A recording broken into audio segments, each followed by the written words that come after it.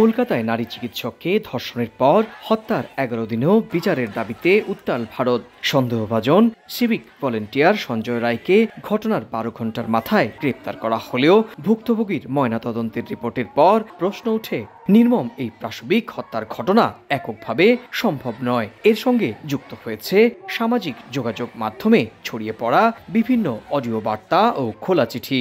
তবে এগুলোকে গুজব বলে দাবি করছে কলকাতা পুলিশ। এরই মধ্যে এসব তথ্য সামাজিক যোগাযোগ মাধ্যমে শেয়ার করায় বিরোধী দলের নেতাকর্মী ও বিভিন্ন শ্রেণী পেশার মানুষকে লালবাজারে ডেকে পাঠানোর অভিযোগ উঠেছে।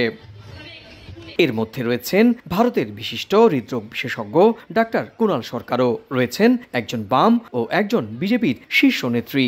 তবে মমতা প্রশাসনের যুক্তি মানতে নারাজ আন্দোলনকারীরা। তারা বলছেন, শুরু থেকেই পুলিশের ভূমিকা ছিল রহস্যজনক। চিকিৎসা ব্যবস্থায় বড় ধরনের কোনো অসঙ্গতি বের হয়ে আসতে পারে এমন আশঙ্কায় পশ্চিমবঙ্গ প্রশাসন। এই ঘটনায় তৃণমূল কংগ্রেসের মধ্যেও দেখা দিয়েছে বিভক্তি। মমতা বন্দ্যোপাধ্যায়ের ভাইপো দলের second in command Abhishek Bandyopadhyay এই ঘটনার জন্য প্রশাসনের একটি অংশের গাফিলতিকেই দায়ী করেছেন।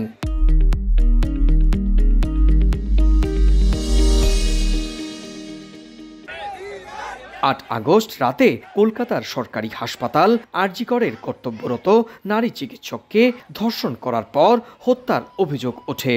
এ ঘটনায় নারীদের নিরাপত্তা ও পশ্চিমবঙ্গ রাজ্য প্রশাসনের ব্যর্থতার অভিযোগে ভারত জুড়ে শুরু হয় প্রতিবাদ।